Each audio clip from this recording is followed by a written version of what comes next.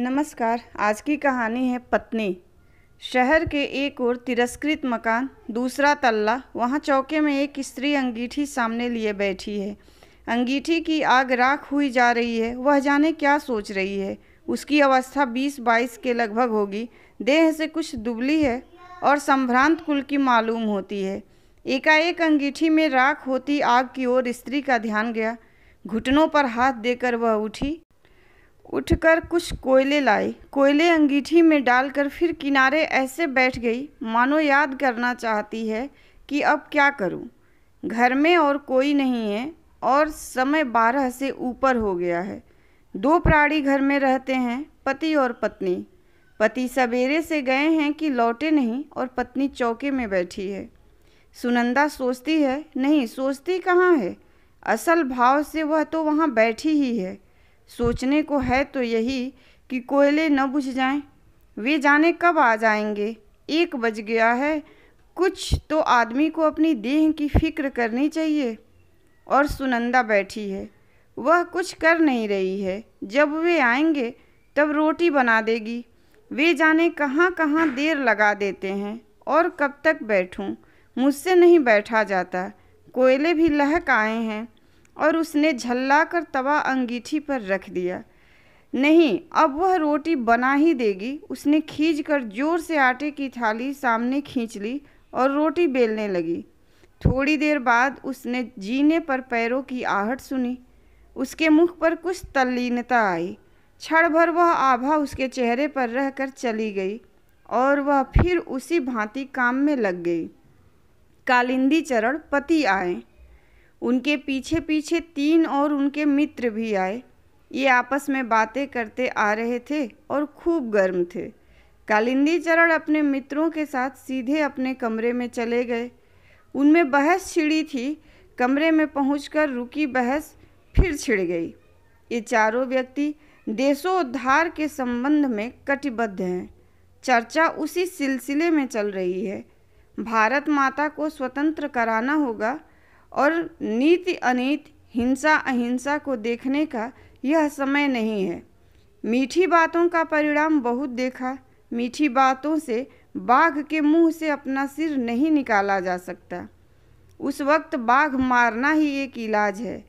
आतंक, हाँ आतंक। हमें क्या आतंकवाद से डरना होगा। लोग हैं जो कहते हैं आतंकवादी मूर्ख हैं, वे बच्चे हैं। हाँ, वे बच्चे हैं और मूर्ख। उन्हें बुजुर्गी और बुद्धिमानी नहीं चाहिए। हमें नहीं अभिलाषा अपने जीने की। हमें नहीं मोह अपने बाल बच्चों का। हमें नहीं गर्ज धन दौलत की। तब हम मरने के लिए आज़ाद क्यों नहीं हैं। जुल्म को मिटाने के लिए कुछ जुल्म होगा ही। उससे वे डरें जो डरते हैं। डर हम जवानों के लिए नहीं है। फिर वे चारों आदमी निश्चय करने लगे कि उन्हें खुद क्या करना चाहिए। इतने में कालिंदी चरण को ध्यान आया कि न उसने खाना खाया है, न मित्रों को खाने के लिए पूछा है। उसने अपने मित्रों से माफ़ी मांगकर छुट्टी ली और सुनंदा की तरफ चला। सुनंदा जहाँ थी वहाँ है। वह रोटी बना चुकी है। अंगीठी के कोयले उल्टे तवे से दबे हैं। माथे को उंगलियों पर टिकाकर वह बैठी है। बैठी बैठी सूनी सी देख रही है। सुन रही है कि उसके पति कालिंदी चरण अपने मित्रों के साथ क्यों और क्या बातें कर रहे हैं। उसे जोश का कारण नहीं समझ में आता। उत्साह उसके लिए अपरिचित है। वह उसके लिए कुछ दूर की वस्तु है, स्पृहणीय, मनोरम और हरियाली। वह भारत माता की स्वतंत्रता को समझना चाहती है, पर उसको न भारत माता समझ में आती हैं न स्वतंत्रता समझ में आती है। उसे इन लोगों की इस जोरों की बातचीत का मतलब ही नहीं समझ में आता। फिर भी सच उत्साह की उसमें बड़ी भूख है। जीवन की हौस उसमें बुझती सी जा रही है, पर वह जीना चाहती है। उसने बहुत चाहा कि पति उससे भी कुछ देश की बात करें। उसमें बुद्धि तो जरा कम है, पर फिर धीरे धीरे क्या वह भी समझने नहीं लगेगी। सोचती है कम पढ़ी हूँ तो इसमें मेरा क्या कसूर है, अब तो पढ़ने को तैयार हूँ। लेकिन पत्नी के साथ पति का धीरज खो जाता है। खैर, उसने सोचा उसका काम तो सेवा है, बस यह मानकर उसने कुछ समझने की चाह ही छोड़ रखी है। वह अनायास भाव से पति के साथ रहती है और कभी उनकी राह के बीच में आने की नहीं सोचती। वह एक बात जानती है कि उसके पति ने आराम छोड़ दिया है, घर का मकान छोड़ दिया है, जानबूझकर उखड़े उखड़े और मारे मारे जो फिरते हैं, इसमें वे जो कुछ भला ही सोचते होंगे। इसी बात को पकड़कर वह आपत्ति शून्य भाव से पति के साथ विपदा पर विपदा उठाती रही है। पति ने कहा भी है कि तुम मेरे साथ दुख क्यों उठाती हो, पर यह सुनकर वह चुप रह गई है। सोचती रह गई कि देखो कैसी बातें करते हैं।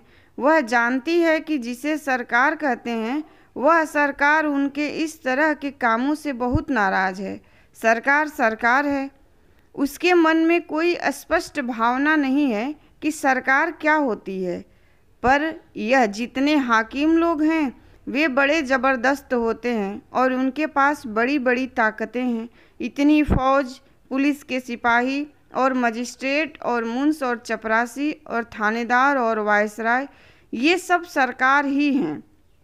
इन सब से कैसे लड़ा जा सकता है?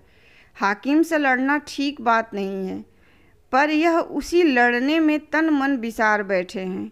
खैर, लेकिन ये सब के सब इतने ज़ोर से क्यों बोलते हैं? उसको यही बहुत बुरा लगता है। सीधे सादे कपड़े में एक खुफिया पुलिस का आदमी हरदम उनके घर के बाहर रहता है। ये लोग इस बात को क्यों भूल जाते हैं? इतने ज़ोर से क्यों बोलते हैं? बैठे बैठे वह इसी तरह की बातें सोच रही है। देखो, अब 2 बजेंगे। उन्हें न खाने की फिक्र न मेरी फिक्र। मेरी तो खैर कुछ नहीं, पर अपने तन का तो ध्यान रखना चाहिए। ऐसी ही बेपरवाही से तो वह बच्चा चला गया। उसका मन कितना भी इधर उधर डोले, पर अकेली जब होती है तब भटक भटका कर वह मन अंत में उसी बच्चे के अभाव पर आ पहुँचता है। तब उसे बच्चे की वही बातें याद आती हैं। वे बड़ी प्यारी आँखें, छोटी छोटी उंगलियां और नन्हे नन्हे ओठ याद आते हैं। अटखेलियाँ याद आती हैं। सबसे ज़्यादा उसका मरना याद आता है। ओह, यह मरना क्या होता है? क्या इस मरने की तरफ तो उससे देखा नहीं जाता।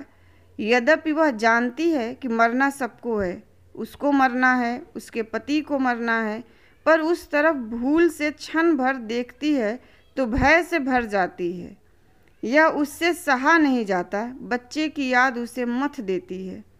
तब वह विह्वल होकर आंखें पोंछती है और हठात इधर उधर की किसी काम की बात में अपने को उलझा लेना चाहती है।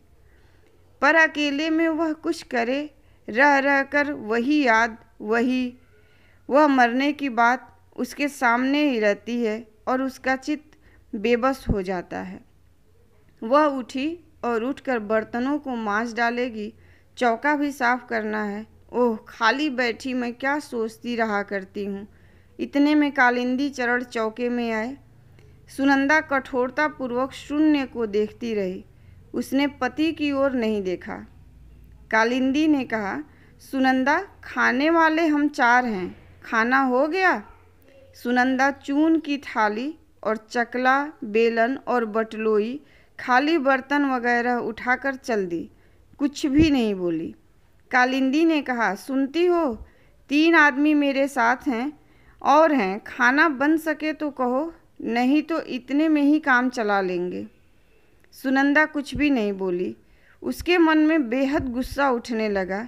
यह उससे क्षमा प्रार्थी से क्यों बात कर रहे हैं? हंसकर क्यों नहीं कह देते कि कुछ और खाना बना दो, जैसे मैं गैर हूँ? अच्छी बात है, तो मैं भी गुलाम नहीं हूँ कि इनके ही काम में लगी रहूँ। मैं कुछ नहीं जानती खाना वाना। और वह चुप रही। कालिंदी चरण ने जरा जोर से कहा, सुनंदा।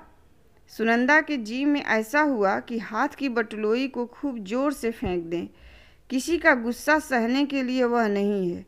उसे तनिक भी सुध न रही कि अभी बैठे बैठे इन्हीं अपने पति के बारे में कैसी प्रीति की और भलाई की बातें सोच रही थी। इस वक्त भीतर ही भीतर गुस्से से घुट कर रह गई। क्यों? बोल भी नहीं सकती? सुनंदा नहीं बोली। तो अच्छी बात है, खाना कोई भी नहीं खाएगा। यह कहकर कालिंदी तैस में पैर पटकते लौट कर चले गए। कालिंदी चरण अपने दल में उग्र नहीं समझे जाते, किसी कदर उदार समझे जाते हैं। सदस्य अधिकतर विवाहित हैं। कालिंदी चरण विवाहित ही नहीं हैं, वह एक बच्चा खो चुके हैं। उनकी बात का दल में आदर है। कुछ लोग उनके धीमेपन से रुष्ट भी हैं। वह दल में विवेक के प्रतिनिधि हैं और उत्पात पर अंकुश का काम करते हैं। बहस इतनी बात पर थी कि कालिंदी का मत था कि हमें आतंक को छोड़ने की ओर बढ़ना चाहिए।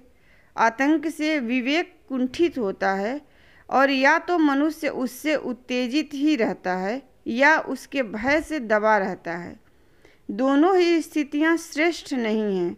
हमारा लक्ष्य बुद्धि को चारों ओर से जगाना है, उसे आतंकित करना नहीं। सरकार व्यक्ति और राष्ट्र के विकास के ऊपर बैठकर उसे दबाना चाहती है। हम इसी विकास के अवरोध को हटाना चाहते हैं, इसी को मुक्त करना चाहते हैं। आतंक से वह काम नहीं होगा।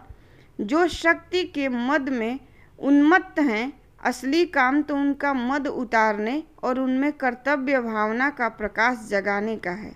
हम स्वीकार करें कि उसका मद टक्कर खाकर चोट पाकर ही उतरेगा। यह चोट देने के लिए हमें अवश्य तैयार रहना चाहिए, पर यह नोचा नाची उपयुक्त नहीं। इससे सत्ता का कुछ बिगड़ता तो नहीं, उल्टे उसे अपने औचित्य पर संतोष हो जाता है। पर जब सुनंदा के पास से लौट कर आया, तब देखा गया कि कालिंदी अपने पक्ष पर दृढ़ नहीं है।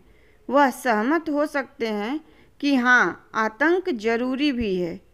हाँ, उसने कहा, यह ठीक है कि हम लोग कुछ काम शुरू कर दें। इसके साथ ही कहा, आप लोगों को भूख नहीं लगी है क्या? उनकी तबीयत खराब है, इससे यहाँ तो खाना बना नहीं। बताओ क्या किया जाए? कहीं होटल चलें? एक ने कहा कि कुछ बाजार से यहीं मंगा लेना चाहिए। दूसरे की राय हुई कि होटल में चलना चाहिए। इसी तरह की बातों में लगे थे कि सुनंदा ने एक बड़ी से थाली में खाना परोसकर उनके बीच ला रखकर वह चुपचाप चली गई। फिर आकर पास ही 4 गिलास पानी के रख दिए और फिर उसी भांति चुपचाप चली गई। कालिंदी को जैसे किसी ने काट लिया। तीनों मित्र चुप रहे। उन्हें अनुभव हो रहा था कि पति पत्नी के बीच स्थिति में कहीं कुछ तनाव पड़ा हुआ है। अंत में एक ने कहा, कालिंदी, तुम तो कहते थे खाना बना नहीं है। कालिंदी ने झेंप कर कहा, मेरा मतलब था काफ़ी नहीं है। दूसरे ने कहा, काफ़ी है, सब चल जाएगा। देखूं कुछ और हो तो? कहकर कालिंदी उठ गया। आकर सुनंदा से बोला, यह तुमसे किसने कहा था कि खाना वहाँ ले आओ? मैंने क्या कहा था? चलो उठा लाओ थाली। हमें किसी को यहाँ नहीं खाना है, हम होटल जाएंगे। सुनंदा नहीं बोली। कालिंदी भी कुछ देर गुम खड़ा रहा। तरह तरह की बातें उनके मन में और कंठ में आती थीं। उसे अपना अपमान मालूम हो रहा था और अपमान असह्य था। उसने कहा, सुनती नहीं हो कि कोई क्या कह रहा है? क्यों? सुनंदा ने मुंह फेर लिया। क्या मैं बकते रहने के लिए हूँ? सुनंदा भीतर ही भीतर घुट गई। मैं पूछता हूँ कि जब मैं कह गया था तब खाना ले जाने की क्या ज़रूरत थी? सुनंदा ने मुड़कर और अपने को दबाकर धीमे से कहा, खाओगे नहीं? 1 तो बज गया। कालिंदी निर्वस्त्र होने लगा। यह उसे बुरा मालूम हुआ। उसने मानो धमकी के साथ पूछा, खाना और है? सुनंदा ने धीमे से कहा, अचार लेते जाओ। खाना और नहीं है। अच्छा, लाओ अचार। सुनंदा ने अचार ला दिया और कालिंदी भी चला गया। सुनंदा ने अपने लिए कुछ भी बचा कर नहीं रखा था। उसे यह सूझा ही न था कि उसे भी खाना है। अब कालिंदी के लौटने पर ही जैसे उसे मालूम हुआ कि उसने अपने लिए कुछ भी बचा कर नहीं रखा है। वह अपने से रुष्ट हुई, उसका मन कठोर हुआ। इसलिए नहीं कि क्यों उसने खाना नहीं बचाया, इस पर तो उसे स्वाभिमान का भाव जागता था, पर मन कठोर यूं हुआ कि वह इस तरह की बात सोचती ही क्यों है। छी, यह भी कोई सोचने की बात है। और उसमें कड़वाहट भी फैली। हठात यह उसके मन को लगता ही है कि देखो, उन्होंने एक बार भी नहीं पूछा कि तुम क्या खाओगी। क्या मैं यह सह सकती थी कि मैं तो खाऊं, उनके मित्र भूखे रहें। पर पूछ लेते तो क्या था। इस बात पर उसका मन टूटता सा है, मानो उसका जो तनिक सा मान था वह भी कुचल गया हो। वह रह रह कर अपने को स्वयं तिरस्कृत कर लेती हुई कहती है कि छी छी सुनंदा, तुझे ऐसी जरा बात का अब तक ख्याल होता है। तुझे तो खुश होना चाहिए कि उनके लिए एक रोज़ भूखे रहने का पुण्य तुझे मिला है। मैं क्यों उन्हें नाराज़ करती हूँ, अब से नाराज़ न करूँगी। पर वह अपने तन की भी सुध तो नहीं रखते। यह ठीक नहीं है, मैं क्या करूँ। और वह अपने बर्तन मांजने में लग गई। उसे सुन पड़ा कि वे लोग फिर जोर शोर से बहस करने में लग गए हैं। बीच बीच में हंसी के कहकहे भी उसे सुनाई दिए। ओह, सहसा उसे ख्याल हुआ, बर्तन तो पीछे भी मल सकती हूँ, लेकिन उन्हें कुछ ज़रूरत हुई तो। यह सोचकर झटपट हाथ धोकर वह कमरे के दरवाजे के बाहर दीवार से लगकर खड़ी हो गई। एक मित्र ने कहा, आचार और है, आचार और मंगाओ यार। कालिंदी ने अभ्यासवश जोर से पुकारा, आचार लाना भाई, आचार। मानो सुनंदा कहीं बहुत दूर हो, पर वह तो बाहर लगी खड़ी ही थी। उसने चुपचाप आचार लाकर रख दिया। जाने लगी तो कालिंदी ने तनिक स्निग्ध वाणी से कहा, थोड़ा पानी भी लाना। और सुनंदा ने पानी ला दिया, देकर लौटी, फिर बाहर द्वार से लगकर ओट में खड़ी हो गई, जिससे कालिंदी कुछ भी मांगे तो जल्दी से ला दे। धन्यवाद। कहानी पसंद आई हो तो लाइक कीजिए, शेयर कीजिए और मेरे चैनल को सब्सक्राइब कीजिए।